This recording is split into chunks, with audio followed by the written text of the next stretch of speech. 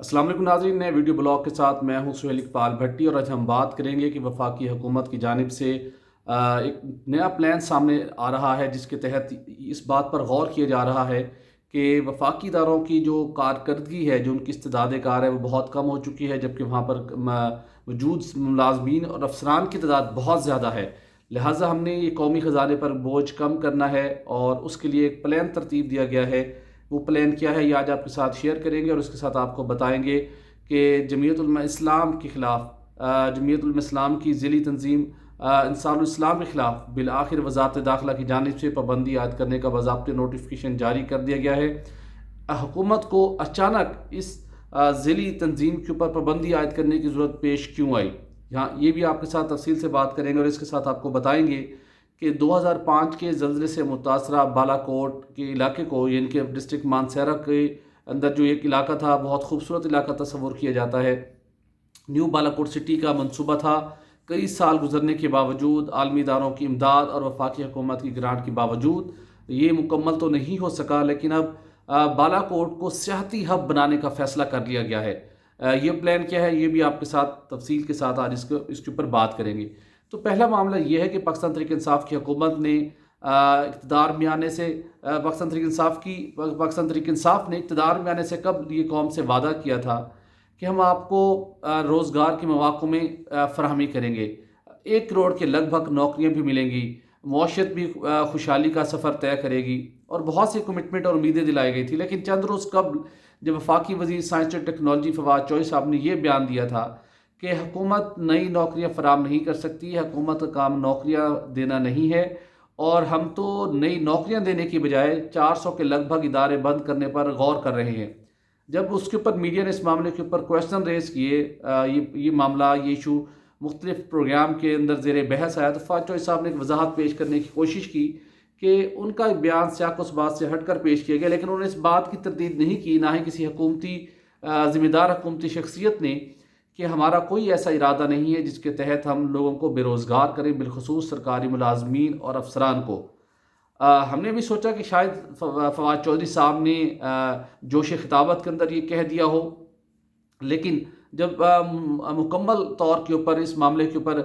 Senior हुकूमती शख्सियात की जानिब से खामोशी इख्तियार की गई, कोई वजाहत ना दी गई, तो हमने भी जानने की कोशिश की कि ये माजरा है क्या। तो पता चला वाकई ही अगर हुकूमत 400 के लगभग इदारे बंद नहीं करना जा रही, लेकिन इस्लाहात के नाम के ऊपर, रिस्ट्रक्चरिंग के नाम के ऊपर को हुकूमत एक प्लान तरतीब दे चुकी है। वर्ल्ड बैंक की सिफारिशात भी इसके अंदर शामिल हैं और डॉक्टर इशरत हुसैन साहब जो गुज़श्ता कई सालों से साबका अदवार के अंदर भी सरकारी इदारों की इस्लाहात के हवाले से काम करते रहे, लेकिन अब दोबारा जो उन्होंने प्लान तैयार किया उसको अमली जामा पहनाने के शायद वक्त आन पहुंचा है और उस सिलसिले के अंदर 441 के लगभग इदारों की रिस्ट्रक्चरिंग होगी। कुछ इदारों को आपस में ज़म किया जाएगा, कुछ इदारों की जो मौजूदा पोजीशन है जिसके अंदर PIA है, सुई नॉर्दर्न है, PSO है, OGDCL है और वफाकी हुकूमत के मातहत दीगर इदारे हैं, कुछ इदारों को एग्जेक्टिव महकमों का दर्जा दिया जाएगा। तो इस किस्म की रिस्ट्रक्चरिंग है। ठीक है, आपको हुकूमत का इख्तियार है कि बेहतरी लाने के हवाले से वो कुछ इकदाम करे, लेकिन यहाँ पर मौजूद जो सीनियर ब्यूरोक्रेट्स हैं और वो लोग जो इस्लाहात के नाम के ऊपर काम कर रहे हैं, वो रिस्ट्रक्चरिंग, मर्जिंग, एग्जेक्टिव स्टेटस देने के नाम के ऊपर बहुत से सरकारी मुलाजमीन और अफसरान के लिए बड़ी परेशानी का बायस बनने जा रहे हैं। इसमें कोई शक नहीं है कि माजी में हुकूमतों ने सियासी मफादात हासिल करने के लिए बड़े पैमाने के ऊपर भर्तियाँ की, इदारों की कैपेसिटी को मद्देनज़र नहीं रखा गया, उसके साथ वो प्लान नहीं था, हर साल धड़ धड़ भर्तियाँ ज़रूर हुई। लेकिन हम ये देखते हैं कि जब माजी के अंदर अगर इस बात को मलहूज़ खातिर नहीं रखा गया था, लेकिन उसका ये मतलब नहीं है कि आप अचानक इदारों को बंद करने का सिलसिला शुरू कर दें, मुलाजमीन को फारिग करने का सिलसिला शुरू कर दें कि कौमी ख़जाना बोझ बर्दाश्त नहीं कर सकता। कौमी ख़जाने ने, हुकूमत ने, वफाकी हुकूमत ने और बिलखसूस रियासत मदीना के अंदर अवाम की फलाह बहबूद का ख्याल रखना हुकूमत की बुनियादी ज़िम्मेदारी है। आइन के अंदर भी बुनियादी ज़रूरियात आवाम को फ़राहम करना हुकूमत की ज़िम्मेदारी है। और हम देखते हैं कि बजाय इसके कि सरकारी इदारों की अब इस बुनियाद के ऊपर रिस्ट्रक्चरिंग की जाए कि उनकी इस्तेदाद कार में इजाफा हो, उनकी वर्किंग के अंदर इजाफा हो और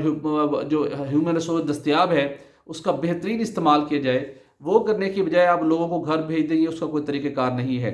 ہم دیکھتے ہیں کہ ایک نیشنل فرٹیلائزر مارکیٹنگ کمپنی ہے، ریسنٹلی اس کا معاملہ وفاقی کابینہ کے سامنے زیر غور آیا اس کے ایم ڈی تعیناتی سے متعلق، تو وہاں پر بتایا گیا کہ اب مستقل ایم ڈی اپوائنٹ نہیں کیا جائے گا چونکہ حکومت اس کمپنی کو بند کرنے جا رہی ہے۔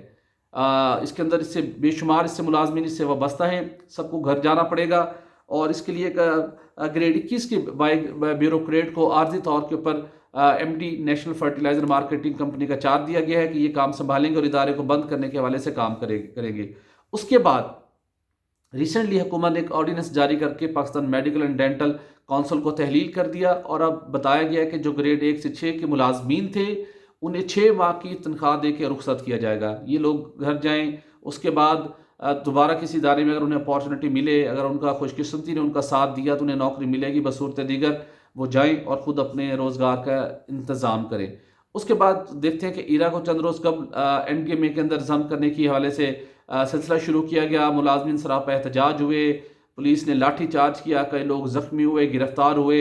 وہاں سے بھی بے شمار لوگ بے روزگار ہونے جا رہے ہیں۔ اسی طرح دیگر اداروں کے اندر بھی یہی اسٹریٹجی دکھائی دیتی ہے جس کے اندر پی اے ای ہے اور دیگر سرکاری ادارے شامل ہیں۔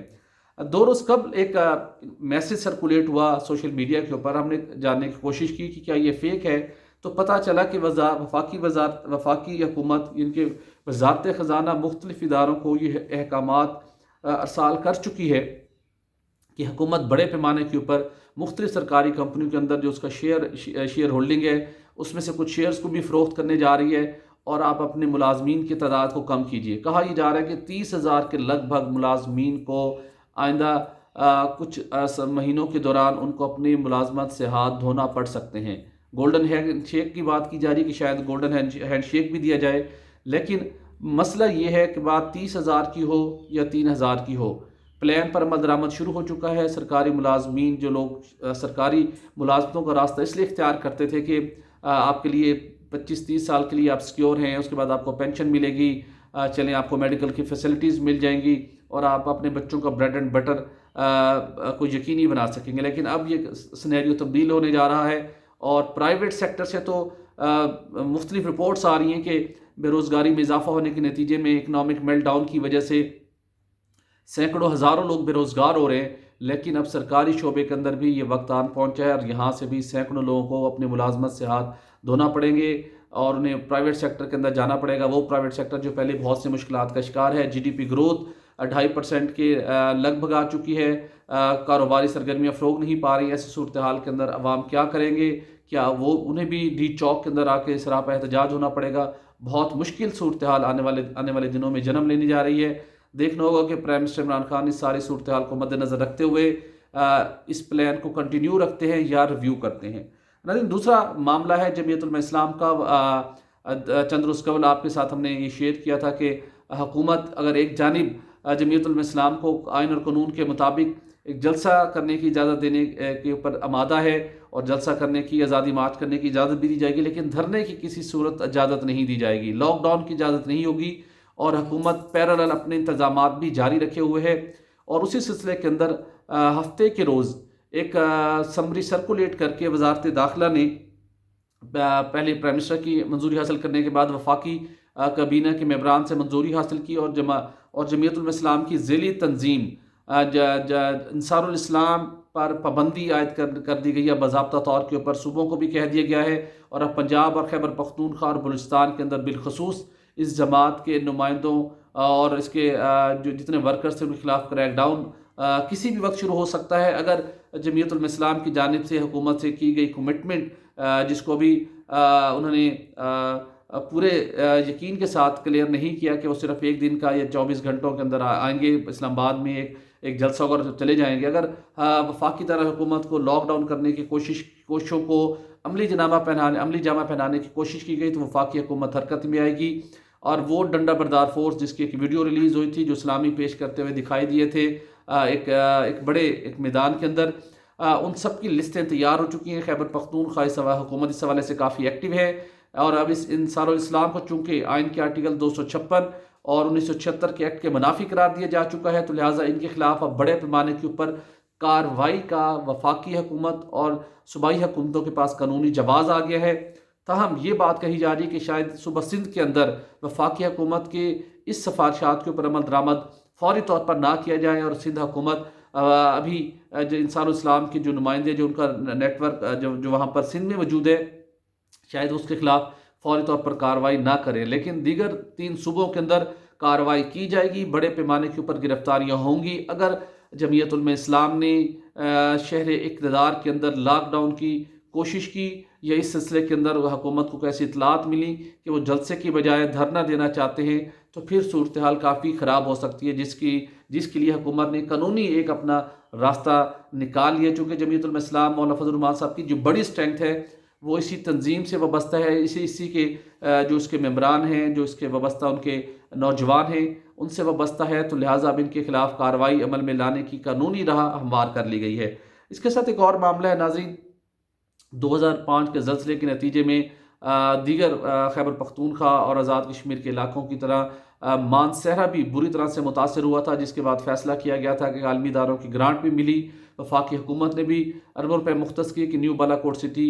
تعمیر کیا جائے گا، لیکن وہ آج تک منصوبہ مکمل نہ ہو سکا۔ سپریم کورٹ آف پاکستان کا از خود نوٹس ہونے کے باوجود منصوبہ تاخیر کا شکار ہے، لیکن اب نیشنل ڈیزاسٹر مینجمنٹ اتھارٹی نے یہ فیصلہ کیا ہے کہ یہ بہت خوبصورت مقام ہے، تو ہم اس کو ٹورسٹ ہب بنانا چاہتے ہیں۔ یہ عالمی سطح سے، عالمی لیول کے جو انٹرنیشنل جو ٹورسٹ ہے، جو بیرون ملک سے بھی آ سکتے ہیں اس علاقے، خوبصورت علاقے دیکھنے کے لیے، اسے ہمیں ڈیولپ کرنے کی ضرورت ہے، بہت اٹریکشن ہے، اور ہم اس سے ریونیو بھی کما سکتے ہیں۔ اس مقصد کے لیے عالمی کمپنیوں کی خدمات حاصل کرنے کے لیے پیشکشیں طلب کر لی گئی ہیں۔ 3 دسمبر تک اس پروسیس کو مکمل کرنے کی ہدایت جاری کی گئی ہے، اور کمپنیوں کا کرائٹیریا یہ ہے کہ انہوں نے عالمی سطح کے اوپر ایسے پلان بنانے کی ان کی صلاحیت ہو، اور 20 ارب کے لگ بھگ انہوں نے مالیت کے منصوبوں کے حوالے سے اپنی خدمات فراہم کی ہوں، تو یہ کمپنی پبلک پرائیویٹ پارٹنرشپ کے تحت بالا کوٹ کو سیاحتی ہب بنانے کے حوالے سے کام کرے گی۔ اچھا انیشیٹو ہے، لیکن ہم دیکھتے ہیں کہ ایک مالم جبہ کو بھی اسی طرح کا ٹورسٹ ریزورٹ بنانے کے حوالے سے اقدام شروع ہوا، لیکن اس کے اندر کچھ بے ضابطگیاں ہوئیں، معاملہ نیب کے اندر ہے، انفراسٹرکچر بن نہیں سکا، اور وہ منصوبہ تاخیر کا شکار ہے۔ لیکن اب نیو بالا کوٹ سٹی کی تعمیر تو مکمل نہ ہوئی، لیکن اب بالا کوٹ کو سیاحتی ہب بنانے کے لیے پبلک پرائیویٹ پارٹنرشپ کے تحت منصوبہ شروع کرنے کا فیصلہ ہو گیا ہے۔ دیکھنا ہوگا کہ یہ کیا منصوبہ مقررہ وقت کے اندر یہ مکمل ہو پائے گا، یہ بالا کوٹ سٹی کی طرح یہ منصوبہ بھی تاخیر کا شکار ہوگا، یا کئی تنازعات کی زد میں تو نہیں آئے گا۔ آج کے اس ویڈیو بلاگ میں یہ 3 خبریں آپ کے ساتھ شیئر کرنی تھیں۔ اجازت دیجیے، آپ سے کل دوبارہ ہوگی ملاقات۔ اللہ حافظ۔